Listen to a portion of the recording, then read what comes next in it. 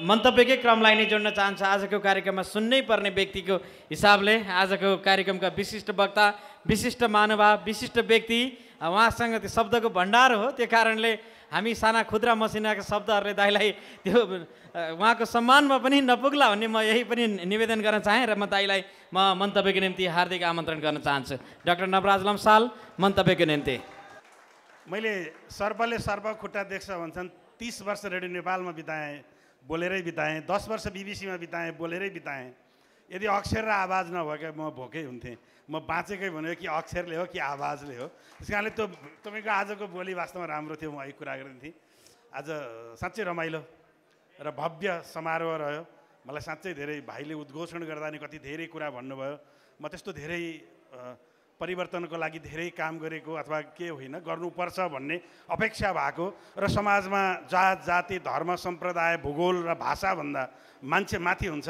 सबभन्दा पहिला मान्छेको परिचय मान्छे हो। मान्छेले मान्छेलाई मान्छेको रूपमा देख्न थालेको दिनदेखि मात्रै परिवर्तन हुन्छ भन्ने सोचका साथ काव्य लेखिरहने मान्छे भएको हुनाले यो समारोह चाहिँ मलाई विशेष लागेको।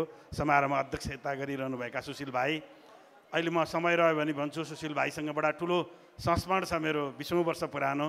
र माननीय मन्त्रीज्यू, प्रमुख अतिथिज्यू, विशेष नेपाली काङ्ग्रेसका प्रिय नेता, नेपाली समुदायका पनि प्रिय नेता र यो समयका पनि प्रिय नेता, हामी कहिलेकाहीँ एउटै डालोमा पनि हालिदिन्छौँ। उहाँलाई समय, समाज र सबैले खोजेको छ। मैले खुसुकको मञ्चमा भनेको थिएँ, प्रदीप पौडेल र नवराज लम्साललाई समाजले मञ्चमा ठ्याक्क भेटाउँछ।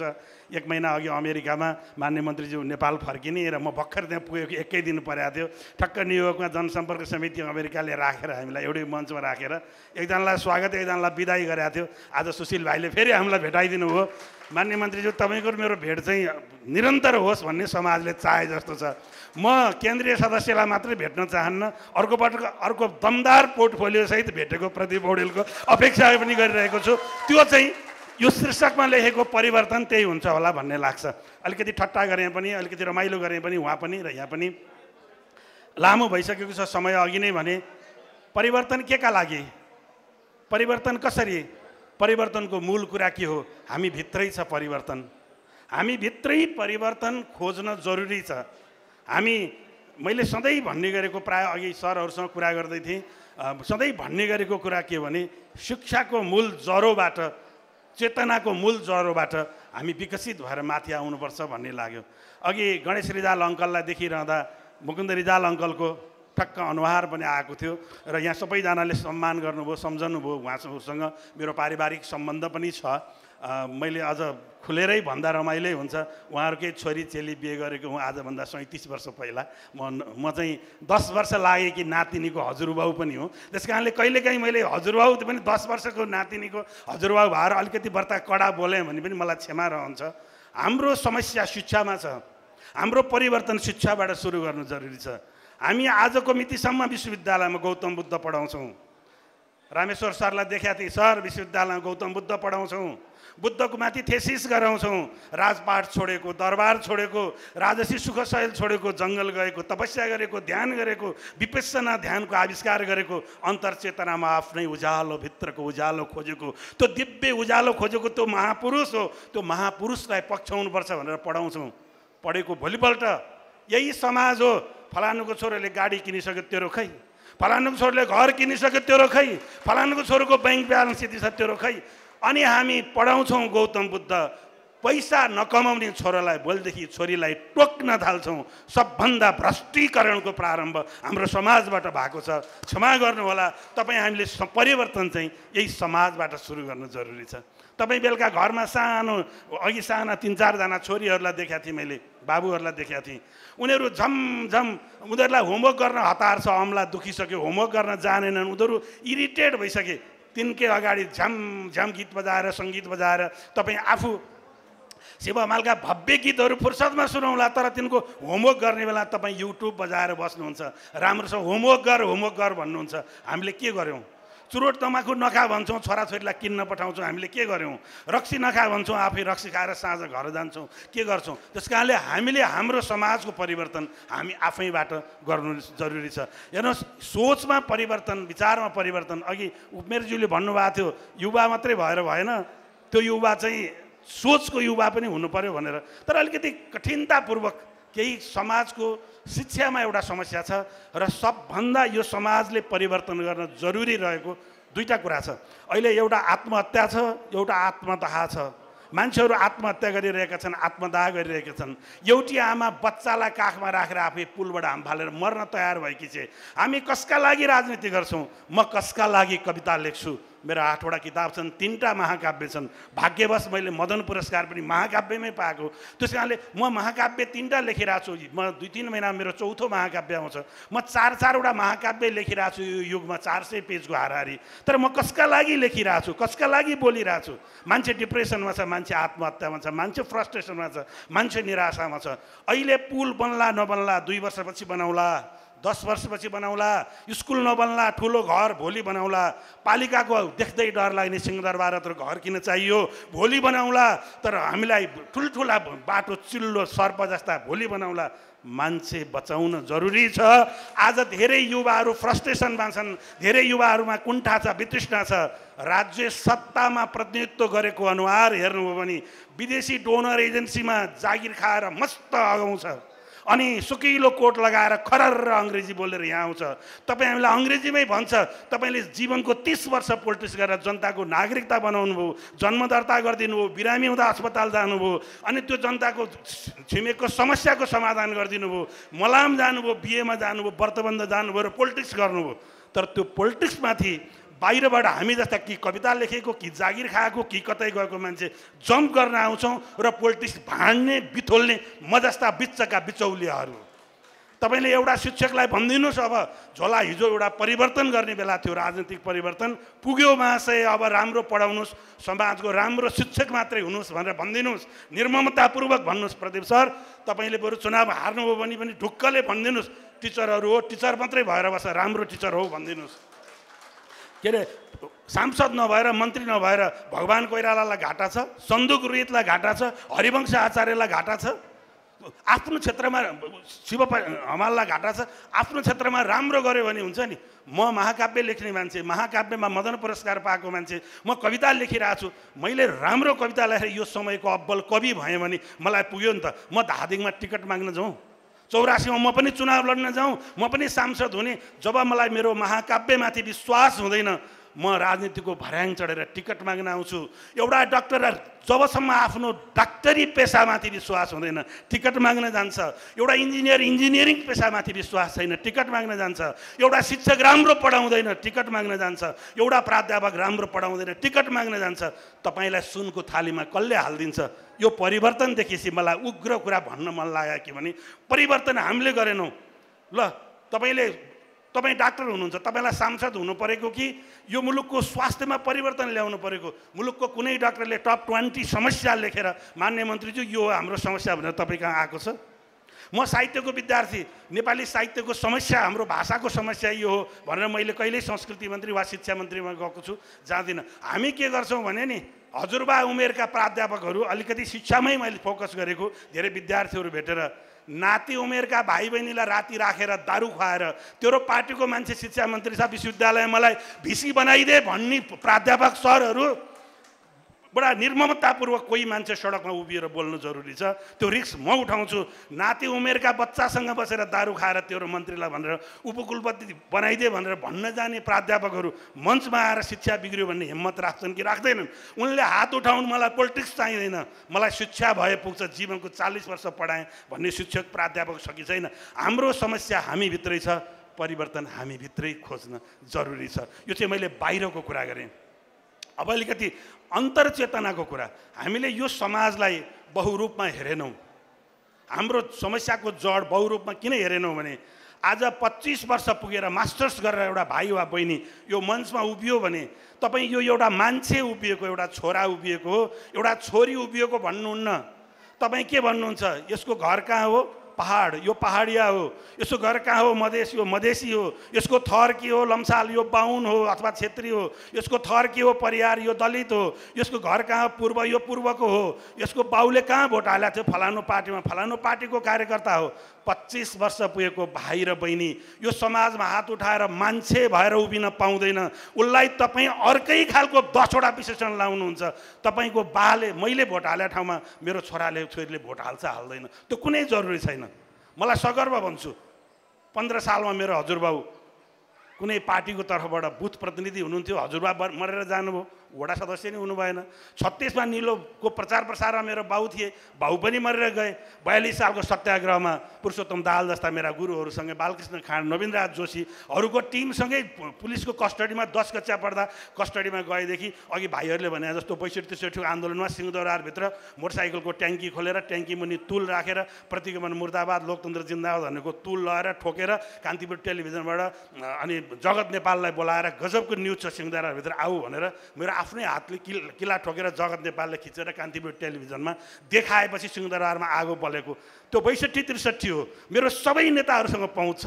म कहीँ कतै राजनीति नियुक्ति माग्न गएको छैन र जिन्दगी माग्दिनँ पनि। त्यो हिम्मतका साथ मलाई किन बोलाएको छ भने के मैले त लोकतान्त्रिक परिवर्तनका लागि सिंहदरबारमा आगो बालेको, त्यो परिवर्तनको ब्याज खानलाई होइन। म कवि हुँ, कविता लेखेर खान्छु, अब्बल कविता लेखेर खान्छु। त्यसकारण मलाई कवितामाथि विश्वास छ। भोलि मरेको दिन यो देशले कवि नवराज लम्सालको निधन भयो भने हुन्छ, म कवितालाई सिरानीमा हालेर म टिकट माग्न मान्य मन्त्रीज्यू तपाईँहरूका म कहिले आउने छैन। त्यस कारणले समाजलाई त्यही बनाउनुपर्छ। मैले केही मागिनँ। यो देश कस्तो देश भने अलिकति मेरो कुरा गरेँ, यो मान्छे यो देश 6 महिना सरकारी जागिर बढाउन पाइयो भने नागरिकता फेरेर मुद्दा खेप्ने देश। हामीले देखेकै हो प्रधान न्यायाधीशदेखि सेनाका प्रमुखसम्मको नागरिकताको विवाद। म मात्र त्यस्तो पागल मान्छे हो। म नेपालमा निर्देशक थिएँ, मेरो थाई जागिर 5 वर्ष बाँकी थियो। 700 कर्मचारी साथीहरू थियो, सरकारी गाडी घोडा सब थियो, सरकारी गाडी सरकारी पेट्रोल सरकारी ड्राइभर सब थियो। 5 वर्ष जागिर बाँकी थियो। त्यो जागिर टक्रक्क राजीनामा गरेर सडकमा पठावमा झरेर म कविता लेखिरहेछु। समाजलाई भनिदिनुहोस् सम्पत्ति कमाउनतिर लाग्यो, ठग्न लाग्यो, बेइमानी गर्न थाल्यौ भने तिमी समाजको अगाडि शिर ठाडो गरेर बोल्न नि सक्दैनौ र यो परिवर्तन ल्याउन पनि सक्दैनौ। परिवर्तनको हिस्सा आफैबाट हुनुपर्छ भनेर भनिदिन जरुरी छ। मलाई मेरा साथीहरूले भन्छन् तँलाई अभागीलाई खाने बेला रिस उठ्छ, 30 वर्ष बिहान जय नेपाल यो रेडियो नेपाल हो भनेर बिताइस्, राति 11 बजे नमस्ते शुभरात्रि गरेर 30 वर्ष बिताइस्, हाकिम भइस्, गाडी चढ्ने सोख सुविधामा पुगिस्, अनि टक्रक्क छोडेर हिँडिस्, यही हो अभागीलाई खाने बेला रिस उठ्ने भनेर भन्छन्। मलाई के विश्वास छ भने मलाई भात खाने चामल नभएको दिन सुशीलहरूले यही परिवर्तन अभियानले 2 बोरा चामल किनेर म कहाँ पठाइदिनेछ। तर मैले सुशीलहरूको आस्थामाथि बेइमानी गरेर कलङ्कको कालो टिका निधारमा नपोतेर कविता मात्रै लेखेको दिन म समाजमा बाँच्छु भन्ने मलाई आत्मविश्वास छ। म मेरा तन्नेरी भाइ बहिनीहरूलाई म त्यही कुरा सिकाउन चाहन्छु, तिम्रो आत्मविश्वासको साथ बाँच भन्न चाहन्छु। अलि बढी पोलिटिक्सको कुरा गरेँ, धेरै पेटी ठेकदारका कार्यकर्ताहरू नबन्नुहोस्। कुनै एकजना नेत्री हुनुहुन्थ्यो, उहाँ पहिलोचोटि केन्द्रीय सदस्य उठ्दै हुनुहुन्थ्यो, अर्की मेरा धादिङ केहीजना बहिनी अहिले केन्द्रीय सदस्य हुनुहुन्छ। उहाँले भन्नुभयो दाइ फलानु दिदीको उम्मेदवारी घोषणाको तपाईँले लेखिदिनु पऱ्यो भन्नुभयो। बहिनीले लिएर आउनुभयो, मैले बडा मिठो लेखिदिएँ। मैले के भने उहाँ फलानु नेताको कार्यकर्ता हुँदा तपाईँलाई गौरव छ, म त उहाँकै रगत हुँ, मलाई कति गौरव होला, तपाईँ के फलानाको रगत हुँ म, मलाई भोट दिनुहुन्न भनेर त्यो लेखेको चिज बहुत हिट भयो, वाह क्या भन्ने भयो। तर त्यो मैले जसलाई लेखेँ त्यो मान्छेले मलाई आजसम्म चिन्दैन। भगवान्लाई धन्यवाद छ कि उहाँसँग सँगै आमुन्ने सामुन्ने भएर एक कप चिया खान परेको पनि छैन, भगवान्लाई धन्यवाद। तर त्यो पेटी ठेकदार भने त्यही हो। मैले अर्काको कार्यकर्ताको पनि कार्यकर्ता भएर लेखेर बसिरहेको छु नि त। हो अब तपाईँहरू राजनीति गर्ने हो भने पेटी ठेकदारहरूसँग होइन, डफ्फावालालाई नै गएर पक्रिनुहोस् र हात मात्र भन्नुहोस्। अहिले युग एआईको युग हो, सोसल साइटको युग हो।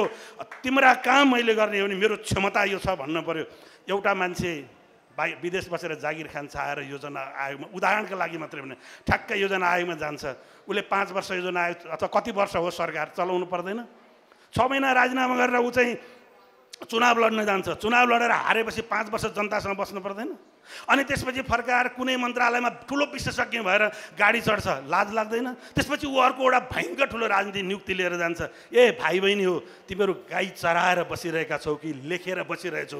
राज्य सत्ता र यो नियुक्तिको दोहन र एउटा मान्छेको हालिमुहाली भइरहँदा फ्रस्ट्रेसन बढेको, त्यस कारणले हो। त्यो फ्रस्ट्रेसन चाहिँ रोक्न तिमीहरू उठ्नुपर्छ। फेरि दोहोऱ्याउँछु, कसैको पेटी ठेकदार नबन, डफ्फेवालाहरूलाई पक्र र उनीहरूलाई भन म तिम्रा लागि केही गरिरहेको छु, मेरो क्षमता यति छ भनेर आत्मविश्वासका साथ आफूले बोल। कोही भनिदिनेवाला छैन, कोही जाँदैन। र अलि लामो बोलिसकेँ मैले, मलाई थाहा छ अब हामी लामो पनि भयो, जानुपर्छ, कुनै दिन मौका पऱ्यो भने फेरि बोलाउँला। साहित्यसँग भाइ सुशीलले अघि भन्नुभएको थियो, धेरै पहिला रोल्पाको लेबाङमा सुशील भाइ र हामी थियौँ सँगै। भाइ अहिले त मोटो घाटो थिएन, लुरे लुरे भाइ नै थियो, जाँदा बाटामा चुन्जानी गर्दै गएको। पारिपट्टि 5,000 मान्छे 60-70 हजारको माइक्रोफोन राखेर भाषण गरेर कठपतली सरकारका उपप्रधानमन्त्री मुर्दाबाद भनेर नारा लगाइरहेको थिए। लेबाङको चोकमा 151 जना मान्छे बसेर एउटा कार्यक्रम गरिरहेको थिए। त्यो उतापट्टि 5,000ले माइकिङ गरेर खबरदार भनिरहेको बेला त्यो 5,000ले हामीलाई मार्छन् कि भन्ने भइरहेको बेला त्यो 151 जना लिएर भाषण गर्ने सुशील र म थियौँ। त्यस कारणले भाइ आमा फरक भयो नि, तिमीहरू भाइ थियो।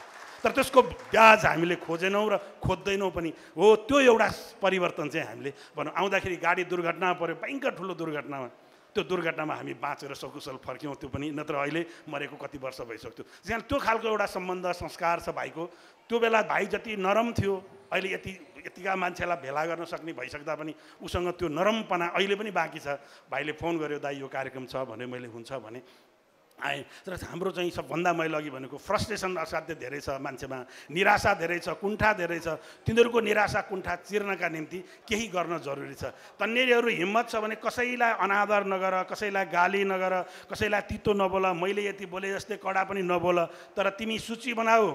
46 को परिवर्तनपछि लगातार यो राज्य सत्तामा सफल वा असफल हिसाबले लगातार 46 को परिवर्तनताको 35 वर्ष जसले हाँक्नुभयो नि, ती नेताहरूको लिस्ट बनाऊ, 100 जनाको टप 100 र उहाँहरूको बारेमा एक पेज बायोडाटा लेख।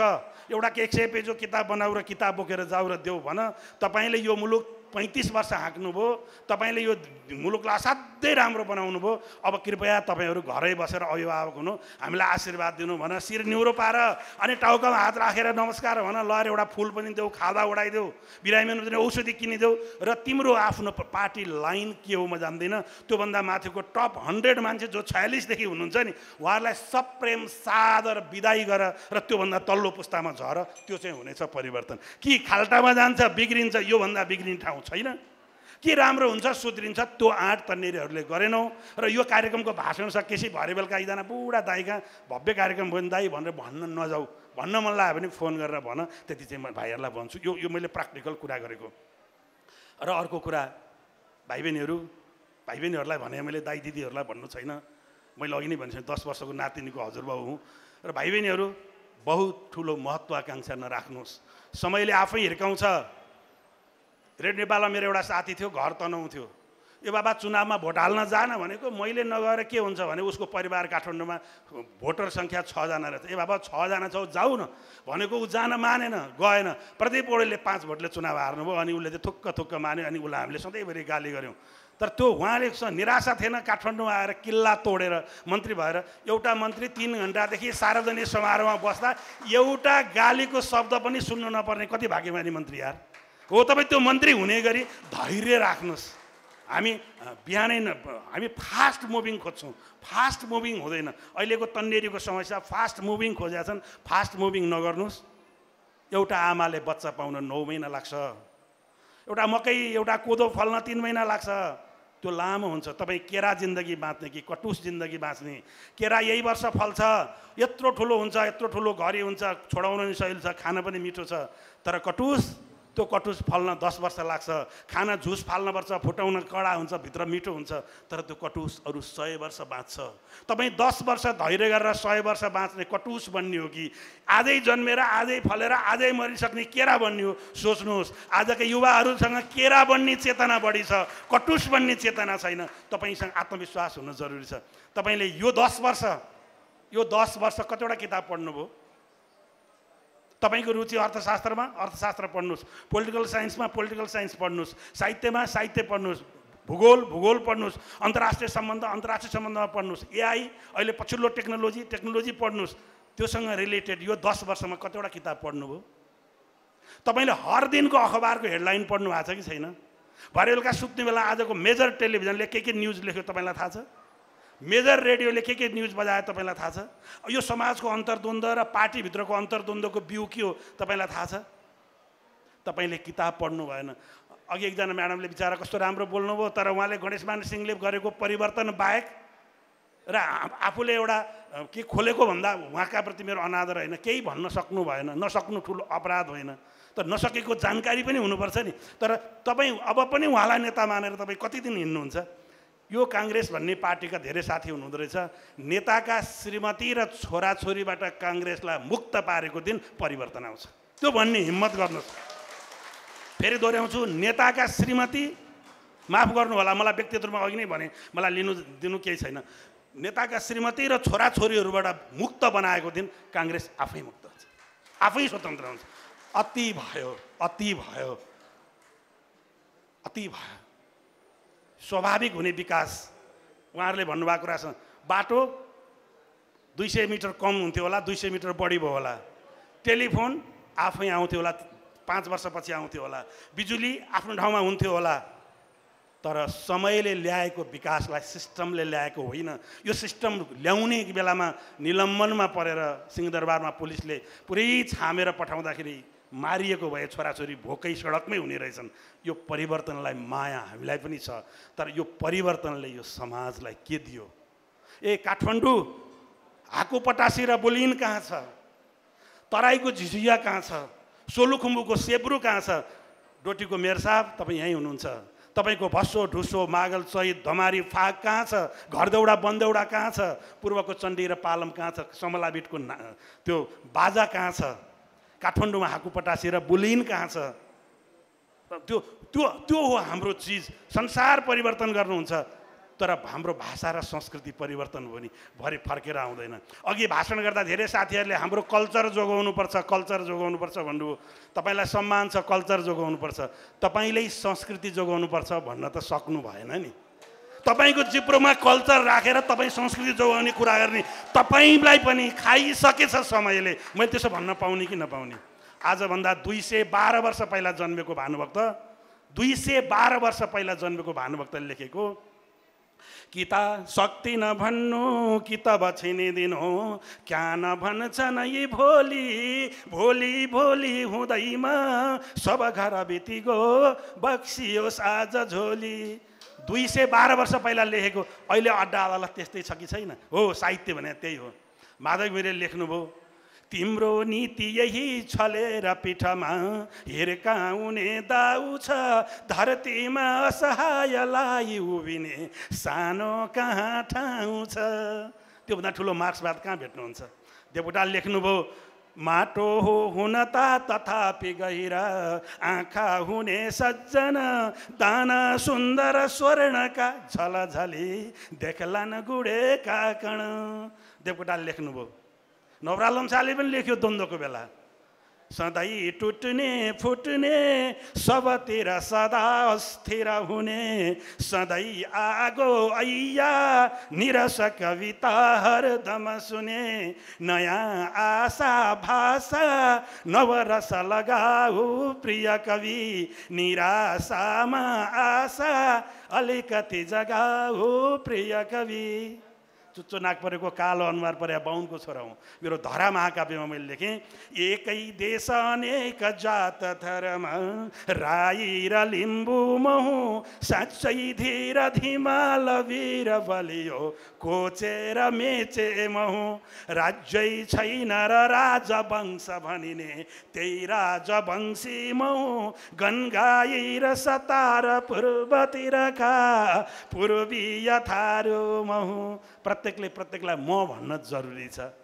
चण्डी पालम गाउँदै रस भरे, कोशी तरे पश्चिम, सेतो सोलु पुगेर सेब्रु धुनमा चाखे हिमाली रङ, तोङ्बा तान्न र टोक्न टक्क सुकुटी, कहिले सिके खै कुनी, सल्लेरी हिउँ फाटमा सगरको माथा उभेको मुनि। आदि आदि सबै जात जातिका छन् भने त्यो मेरो दृष्टिकोण चाहिँ के भने यो देशलाई जोड्नुपर्छ भन्ने हो। म पहाडको मान्छे, म तराई लेखिरहेछु, भन्छन् मध्ये मध्ये सभा सुन खलो सम्मो तराई महु ऊर्जा उब्जन उब्जनी जनकको राज्यस्थली राजा हुँ बत्ती झलमल झरझरा छ झुझुया फाटै खुलेको कति मै हुँ त्यो मन मोह मोह मिथिला उसका सयौं संस्कृति।